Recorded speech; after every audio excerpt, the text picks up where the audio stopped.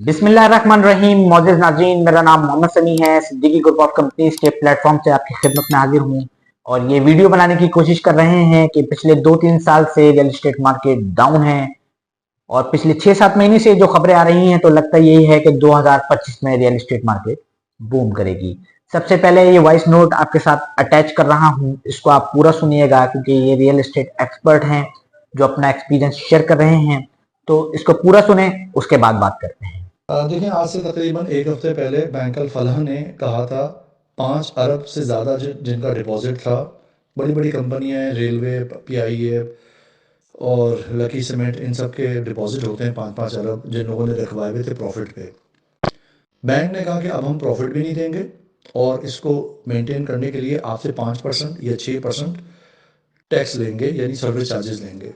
यानी 5 अरब रुपए अगर किसी बंदे के रखे हुए थे और वो प्रॉफिट खा रहा था, अब प्रॉफिट भी नहीं मिलेगा, बल्कि उसको 250 मिलियन 25 करोड़ रुपए पर मंथ सर्विस चार्जेस देने पड़ेंगे, वरना डिपॉजिट हटा लें। तो अब bank Al Falah, Meezan bank, Habib bank, bank of Punjab, सब ने कर दिया 5-5 अरब पे। मीज़ान बैंक ने 1 अरब पे भी कर दिया कि किसी का 1 अरब है तो डिपॉजिट हटाए यहाँ से आप। तो जब डिपॉजिट हटेगा और बैंक क्योंकि प्रॉफिट भी नहीं दे रहा और नया डिपॉजिट भी नहीं ले रहा और आप पे चार्ज लगा रहा है, सर्विस चार्ज, तो वो पैसा निकल के कहाँ आएगा? मार्केट में आएगा। क्या पता कपड़े वाला कपड़ा खरीद ले, तो जो कपड़ा बेचेगा तो वो कुछ प्रॉपर्टी ले ले। ऑयल वाला ऑयल खरीद लेगा, लकी सीमेंट वाला सीमेंट के चीज़ें खरीद लेगा, मगर वो पैसा निकलेगा, मार्केट में आएगा। ये एक बहुत बड़ी न्यूज़ है क्योंकि 30 ट्रिलियन रुपीस बैंकों में पड़े हुए हैं जो निकलने के लिए अब तैयार हैं। स्टेट बैंक और तमाम बैंक्स चाह रहे हैं कि ये पैसा बाहर निकले, बाय फोर्स निकले। तो मुझे ऐसा लगता है लोन भी शुरू हो जाएगा, यानी बैंकों को ऑर्डर दिया स्टेट बैंक ने, आप प्रॉपर्टी पे लोन दें, तो उसकी प्रोडक्ट वगैरह बन रही है। सोलर पे लोन आ रहा है, कारों पे लोन आ रहा है। तो 2 महीने में आप देखेंगे 6 बैंक आपको फ़ोन करेंगे कि सर ये लोन ले लें, ये लोन ले लें, ये लोन ले लें। तो इस तरफ जा रही है पूरी मार्केट। जैसा कि उन्होंने अपने वॉइस नोट में बताया है कि पाकिस्तान के बैंकों में इस वक्त 30 ट्रिलियन डॉलर तक पड़े हैं और बैंक उनको कह रहे हैं कि अपना पैसा आप कहीं और शिफ्ट करें या इसके एक्स्ट्रा चार्जेस हमें पे करें। हमें भी अपने अकाउंट्स में ये मैसेजेस मौसूल हो रहे हैं, dear customer your rate charges have been revised. जिस तरह बैंक अपने चार्जेस और परसेंटेज शरह सूद को कम करता जा रहा है, जैसा कि आपको मालूम है कि शरह सूद 21 से 19% हुआ और 19 से 17% और अभी इस वक्त 15% है। तो कहा यह जा रहा है कि इसको 7-8% पर लेके जाना है, जिसके लिए काफी कोशिशें भी की जा रही हैं और वॉइस नोट से तो लगता यही है कि इसको खत्म कर दिया जाएगा। ये हो गई पाकिस्तान में जो बैंकों में पड़ा पैसा है उसके हवाले से बात। अगर मैं दूसरी तरफ बात करूं तो पाकिस्तान में जो रेमिटेंस आ रही है, यानी बाहर से जो पैसा आ रहा है, उसकी परसेंटेज बढ़ती जा रही है। मिसाल के तौर पे अगर मैं 2023 और 2024 की बात करूं तो पाकिस्तान में 30 ट्रिलियन डॉलर तक अमाउंट पाकिस्तान में रेमिटेंस की सूरत में आई। और अगर स्टेट बैंक की 4 माह की कैलकुलेशंस को देखा जाए तो 2024 के शुरू के 4 माह में 12 बिलियन डॉलर तक रेमिटेंस पाकिस्तान में आई, जो कि पिछले साल से 35% ज्यादा है।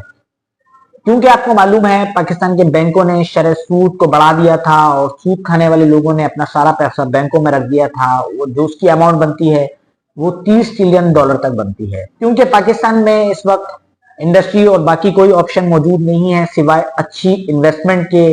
वो लोग जिन्हें कोई इंडस्ट्री का और बिजनेस का आइडिया नहीं है, वो भी इन्वेस्टमेंट करके 2025 में रियल एस्टेट से अच्छा प्रॉफिट हासिल कर सकते हैं। क्योंकि 2025 में मेरा अपना एक्सपीरियंस कहता है कि रियल एस्टेट मार्केट आपको अच्छा रिटर्न देगी। क्योंकि अगर मैं हैदराबाद के हवाले से बात करूं तो आरिफ बिल्डर ने अपना एक प्रोजेक्ट लॉन्च किया, बिस्मिल्लाह सिटी एक्सटेंशन ब्लॉक 3, वो 1 माह के अंदर सेल आउट हो गया। बहुत सारे प्रोजेक्ट्स के ऊपर कंस्ट्रक्शन का काम तेज हो चुका है। क्योंकि 2023 और 2024 में हमने देखा फाइलों के रेट्स काफी कम हो गए, क्योंकि फाइलों के रेट्स अप डाउन होते रहते हैं। लेकिन वो सोसाइटी जहां पर डेवलपमेंट हो रही थी और घर बने हुए थे वहां पे रेट्स में इतनी कमी नहीं आई, लेकिन वो सोसाइटी जहां पर डेवलपमेंट हो रही थी लेकिन आबादी नहीं थी, वहां पर 50% रेट्स में कमी देखने में आई। मिसाल के तौर पर अगर मैं गुलिस्तान सरमत की बात करूं, कौसार एक्सटेंशन की बात करूं, वहां पर 40 लाख का और 12 लाख रुपए का प्लॉट था, जो इस वक्त 20 लाख रुपए का और 5 लाख रुपए का सेल हो रहा है। लेकिन घबराने की कोई बात नहीं है। अब ये रेट्स आपको बढ़ते हुए नजर आएंगे, क्योंकि अब इन्वेस्टर्स आएंगे मार्केट में और वो किसी भी सेक्टर में या ब्लॉक में 30 से 35 प्लॉट्स की अगर परचेजिंग करते हैं तो ऑटोमेटिक प्रॉपर्टी का रेट बढ़ जाएगा।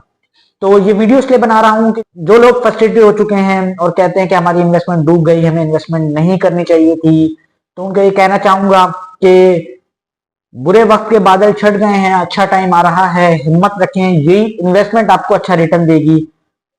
तो ये वीडियो अगर आपको अच्छी लगी तो इसको लाजमी शेयर करें अपने दोस्तों के साथ। अगर आपको कोई सवाल है तो लाजमी कमेंट कीजिए, इंशाल्लाह आपको उसका अच्छा रिस्पांस मिलेगा, क्योंकि हम हर वक्त आपकी मदद के लिए तैयार हैं। मोहम्मद समी को इजाजत दीजिएगा, अपने खास दुआ में रखिएगा। अल्लाह हाफिज।